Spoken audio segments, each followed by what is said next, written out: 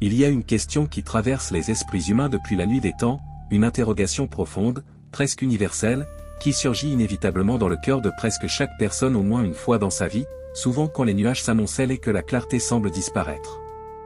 Cette question lancinante, qui résonne particulièrement fort dans les périodes les plus sombres et les plus douloureuses, c'est celle-ci: pourquoi Dieu permet-il la souffrance? Pourquoi un Dieu d'amour, de puissance et de bonté infinie laisse-t-il exister la douleur, les larmes, les pertes déchirantes et les épreuves qui brisent parfois même les âmes les plus solides?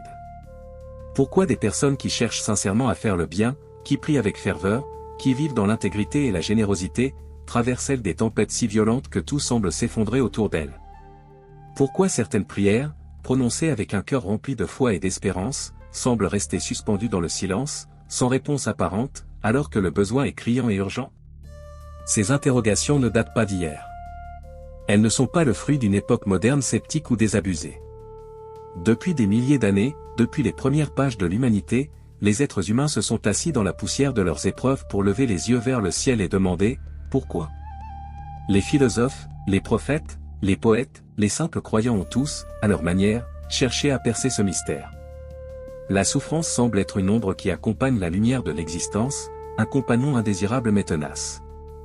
Quand la vie sourit, quand les jours s'enchaînent dans une douceur relative, quand les projets aboutissent et que les relations fleurissent, il est relativement facile de proclamer que tout a un sens, que Dieu est bon et que le monde tourne comme il devrait. La foi paraît alors évidente, presque naturelle. Mais dès que la douleur frappe à la porte, une maladie qui ronge lentement, la perte brutale d'un être cher, une trahison qui lacère le cœur, un échec qui anéantit des années d'efforts, ou simplement cette fatigue accumulée qui fait douter de tout, la foi est mise à rude épreuve. On peut se sentir terriblement seul au milieu de la foule, incompris même par ceux qui nous aiment, et parfois, dans les moments les plus bas, on peut même se demander si Dieu voit vraiment, s'il entend vraiment, s'il est vraiment là. On peut avoir l'impression d'être abandonné au bord du chemin, comme si le monde entier continuait de tourner alors que le nôtre s'est arrêté net. Pourtant, quand on ouvre les pages de la Bible, on découvre que cette expérience n'est pas unique ni isolée. De nombreux personnages bibliques ont traversé exactement les mêmes tourments intérieurs, les mêmes cris du cœur. Parmi toutes ces histoires, l'une des plus poignantes, des plus puissantes et des plus instructives reste sans conteste celle de Job. Job n'était pas un homme ordinaire. La Bible le décrit comme un homme intègre et droit, qui craignait Dieu et se détournait du mal. Il était béni, une grande famille, une immense fortune, une santé florissante, une réputation irréprochable. Il offrait même des sacrifices pour ses enfants par précaution, au cas où ils auraient péché. Sa vie semblait être un modèle de piété et de prospérité. Et pourtant, en un instant, tout a basculé. Imagine un seul instant ce qu'il a vécu. En l'espace de quelques heures, des messagers se succèdent pour lui annoncer des catastrophes en cascade, ses troupeaux volés ou détruits, ses serviteurs massacrés, ses 10 enfants emportés dans l'effondrement de la maison où il festoyait. Puis, comme si cela ne suffisait pas, sa santé s'écroule, il est couvert de plaies douloureuses de la tête aux pieds, assis dans la cendre, grattant sa peau avec un tesson de poterie. La confusion devait être immense. La douleur physique insoutenable. Le chagrin émotionnel écrasant. L'incompréhension totale. Comment un homme qui avait tout fait, comme il fallait, pouvait-il se retrouver dans un tel abîme? Autour de lui, ses amis qui au début étaient venus pour le consoler finissent par conclure que tout cela ne pouvait être qu'une punition divine. Selon leur logique simpliste, si Job souffrait autant, c'est forcément qu'il avait caché un péché grave. Mais l'histoire de Job nous révèle une vérité essentielle, une vérité qui bouleverse nos schémas habituels: toutes les souffrances ne sont pas des punitions. Parfois, la douleur s'inscrit dans un mystère beaucoup plus vaste, un dessein que l'intelligence humaine limitée ne peut saisir immédiatement, ni même complètement. Job lui-même n'a pas reçu une explication détaillée de « pourquoi » au moment où il en avait le plus besoin. Dieu ne lui a pas donné une liste de raisons claires. Au contraire, quand Dieu parle enfin, il révèle sa majesté, sa souveraineté sur la création entière, les étoiles, les océans, les animaux sauvages, les tempêtes. Il rappelle à Job que l'univers est infiniment plus grand et plus complexe que ce que l'esprit humain peut embrasser. Dans les moments de crise aiguë, notre réflexe naturel est de chercher une explication rapide, une cause immédiate, une logique rassurante. Nous voulons comprendre pour pouvoir contrôler, pour pouvoir accepter. Mais la réalité biblique nous enseigne que certaines réponses ne viennent qu'avec le temps, parfois seulement après que l'épreuve ait pris fin, et parfois même elles ne viennent jamais sous la forme que nous attendions. Ce n'est pas un manque de soin de la part de Dieu, mais une invitation à la confiance au-delà de la compréhension. Et pourtant, paradoxalement, la souffrance a un pouvoir transformateur immense. Elle creuse profondément dans l'âme. Elle peut révéler des ressources intérieures insoupçonnées, une résilience qu'on ignorait, une capacité à pardonner qu'on ne se connaissait pas, une humilité qui remplace l'orgueil. Beaucoup de croyants témoignent avec émotion que c'est précisément dans leurs nuits les plus noires, quand tout semblait perdu, qu'ils ont ressenti la présence de Dieu de la façon la plus tangible, la plus intime. Pas forcément par un miracle spectaculaire, mais par une paix inexplicable, une force surnaturelle pour tenir un jour de plus, une consolation douce au milieu des larmes. Un autre fruit précieux de la souffrance, c'est qu'elle affine notre compassion. Celui qui n'a jamais vraiment souffert peut avoir du mal à comprendre vraiment la douleur d'autrui, ces mots de réconfort restent parfois en surface. Mais celui qui a traversé le feu, qui a connu le goût amer des larmes, développe souvent une empathie profonde, authentique. Il devient capable d'écouter sans juger, de tendre la main sans condition, d'encourager avec une autorité que seule l'expérience confère. La souffrance, quand elle est traversée avec foi, nous rend plus humains, plus tendres envers les autres qui pleurent.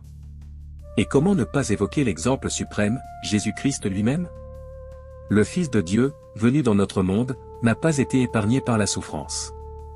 Il a connu le rejet dans son propre village, la trahison d'un ami proche, l'abandon de ses disciples, les moqueries, les coups, la couronne d'épines, les clous, l'agonie sur la croix. Pourquoi? Parce que cette souffrance volontaire et innocente a ouvert une porte d'espérance éternelle pour l'humanité entière.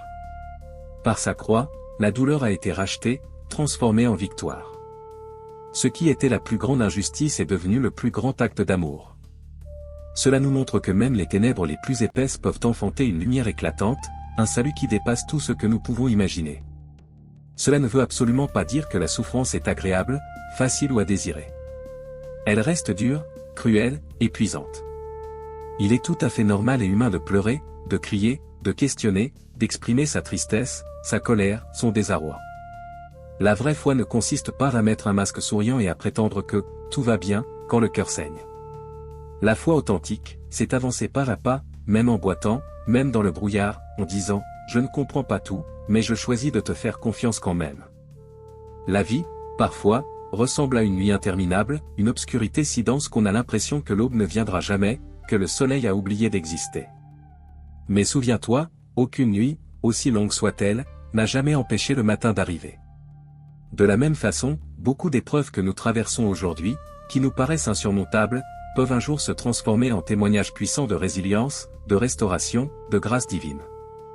Peut-être que toi, en ce moment précis, tu traverses une vallée obscure. Peut-être que ton cœur porte des questions lourdes, sans réponse visible. Peut-être que tu te sens épuisé, découragé, prêt à baisser les bras. Sache-le, tu n'es pas seul. Des millions d'autres ont marché ce même chemin avant toi, et beaucoup en sortent changés, renforcés, avec une foi plus profonde qu'avant.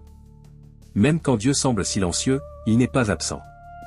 Sa présence se manifeste parfois non pas par une délivrance immédiate, mais par la force surnaturelle de tenir debout un jour supplémentaire, par la capacité de se relever après une chute, par cette paix intérieure qui défie toute logique au cœur du chaos. Avec le temps, parfois beaucoup de temps, certaines blessures se transforment en source de sagesse. Certaines douleurs deviennent des plateformes pour témoigner de la fidélité de Dieu. Certaines nuits les plus longues deviennent le prélude à un nouveau chapitre lumineux, inattendu, magnifique. Alors prends un instant, là, maintenant. Regarde en arrière dans ta propre vie. Pense à ces moments où tu croyais ne jamais pouvoir te relever, où tu pensais que c'était la fin. Et pourtant, tu es là aujourd'hui, debout, respirant, vivant. Cela signifie que ton histoire n'est pas terminée. Une nouvelle page est en train de s'écrire, même si tu ne vois pas encore l'encre. Si ce message résonne en toi, si tu crois profondément que Dieu a le pouvoir de transformer la douleur la plus aiguë en quelque chose de beau, de grand, d'éternel, écris simplement en commentaire, je garde la foi. Ces 3 petits mots peuvent être une bouée de sauvetage pour quelqu'un d'autre qui lit en ce moment même, les yeux embués de larmes. Et si ces paroles t'ont touché, si tu ressens le besoin d'être nourri davantage par des réflexions sur la foi, l'espérance, la parole de Dieu et la manière dont il agit dans nos vies même au milieu des tempêtes, pense à t'abonner à la chaîne. Tu ne manqueras ainsi aucune des prochaines vidéos qui continueront à explorer ces thèmes essentiels pour le cœur et pour l'âme.